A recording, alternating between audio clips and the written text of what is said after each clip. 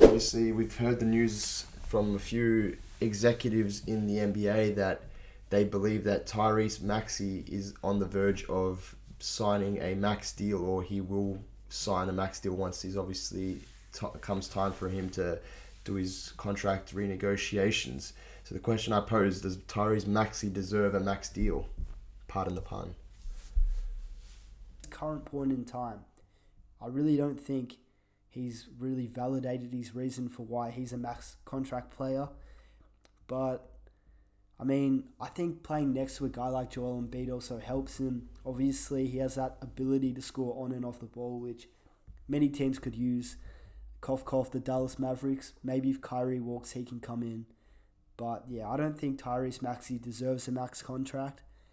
But I do think a team, they might be willing to kind of give him one or something close to that, because he is a talent. It's just he hasn't really played enough for me to be proven why he's a max player.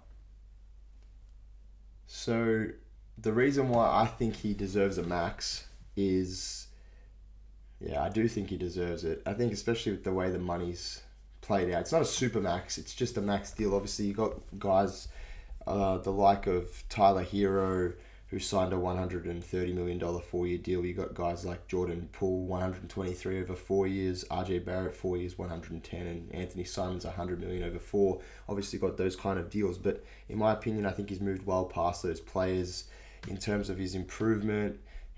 Every year he's gotten better. Like this year, he's averaging I'm just putting it up here. He's averaging 20.3 points, 2.9 rebounds, 3.5 assists.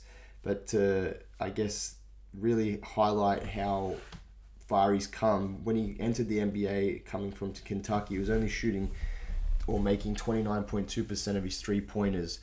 In his third NBA season, he's now making 43.4% of his attempts on 6.2 three-pointers attempted per game. That's up from 30.1% as a rookie and 42.7% last season. So he's an excellent finisher at the rim. He's improved his mid-range shooting, and I think more than that, he's addressed the concerns about his ability to shoot the outside ball. And I think he's only 22 years of age.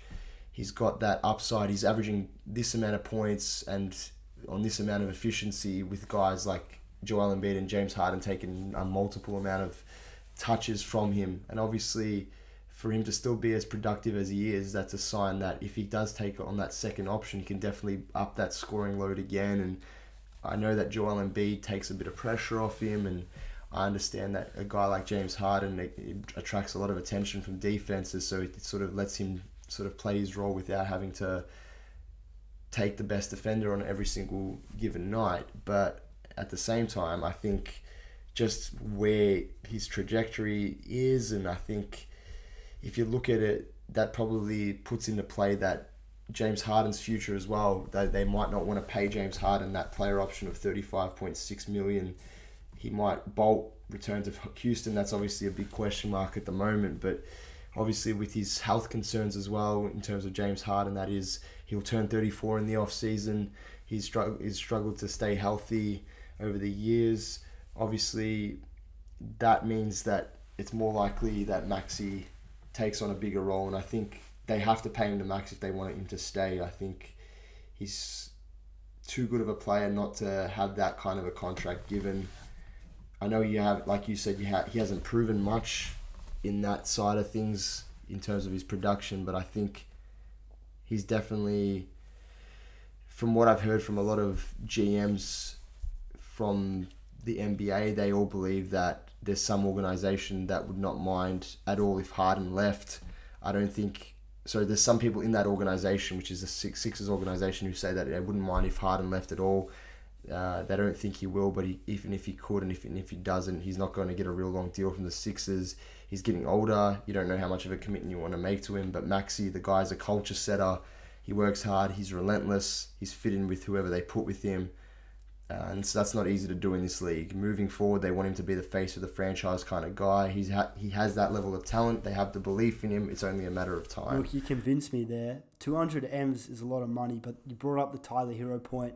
Yeah, Maxey, if we're looking at those terms, I'm still getting used to everybody getting paid nowadays, because back when I was a youngin', we had all these dudes probably making, 50 M's or less and kind of playing the same role. But it's crazy. Like, everybody's kind of getting paid.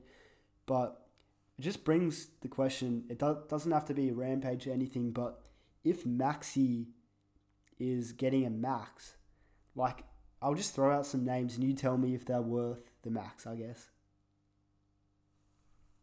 All right, so we have Simons. Anthony Simons. Is he a max contract?